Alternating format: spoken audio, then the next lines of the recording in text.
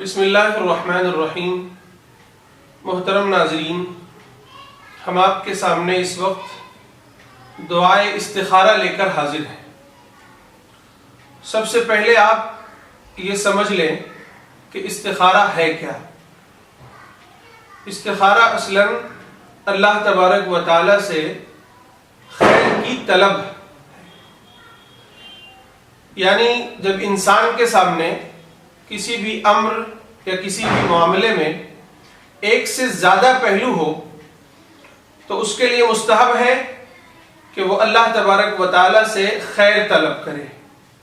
اس کا کیا طریقہ ہو، وہ حدیث کی کتابوں میں یوں آیا ہے کہ جو اوقات مکروہ اوقات ہیں یا ایسے اوقات ہیں جس میں نماز کی ممانعت ہے، ان اوقات کو چھوڑ کر بندہ کسی بھی وقت وضو کرے، 2 رکعت نماز پڑھے خشوع اور خضوع کے ساتھ، اور اس کے بعد اللہ سے دعائیں کرے۔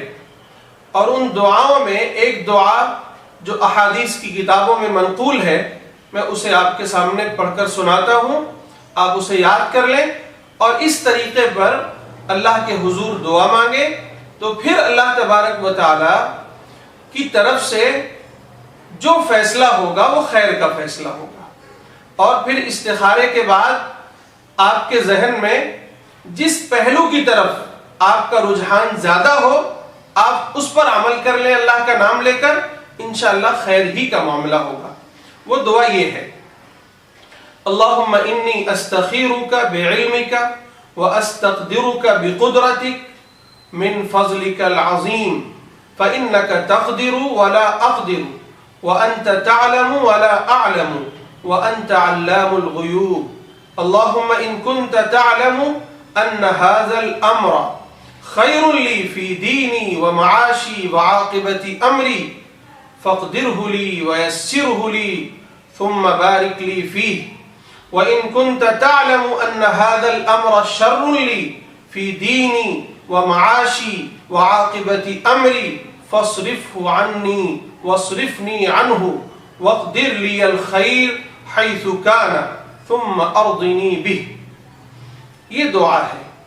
اس دعا کا مفہوم بھی سمجھ لیں تاکہ دعا میں ایک استحضار کی کیفیت پیدا ہو۔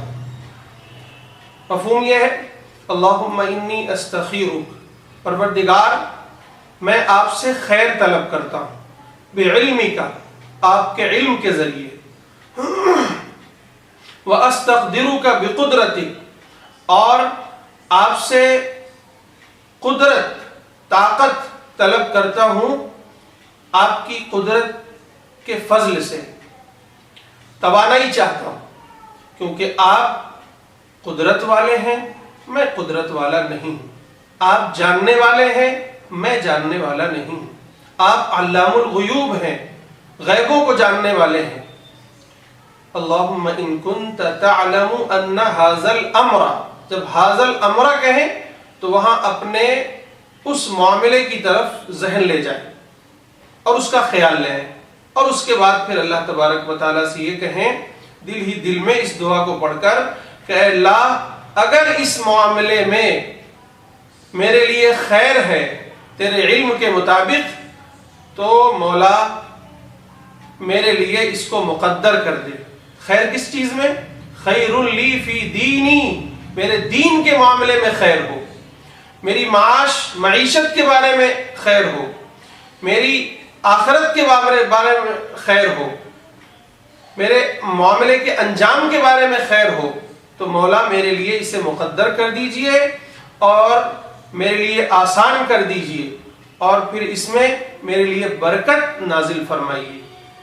وَإِن كُنْتَ تَعْلَمُ أَنَّ هَذَا الْأَمْرَ، اور اگر آپ جانتے ہیں کہ یہ معاملہ میرے لیے شر ہے، دینی، معاشی، عاقبت امری، تو فَاصْرِفْهُ عَنِّي، مولا اس کو مجھ سے دور کر دے، وَاصْرِفْنِي عَنْهُ، اور مجھے اس سے دور کر دے، اور جو کچھ خیر مقدر ہو اسے میرے لیے مقدر فرما اور مجھے اس پر راضی فرما۔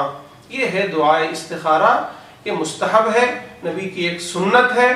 جب ہمارے سامنے کوئی معاملہ پیش آئے، ایک سے زیادہ پہلو ہوں، تو ہمیں چاہیے کہ ہم اللہ کے حضور دعا مانگیں اور اللہ سے خیر طلب کریں، اور جس پہلو کی طرف رجحان غالب آ جائے اس پر اللہ کا نام لے کر عمل کر لیں، اللہ تعالیٰ خیر کا معاملہ فرمائے گا۔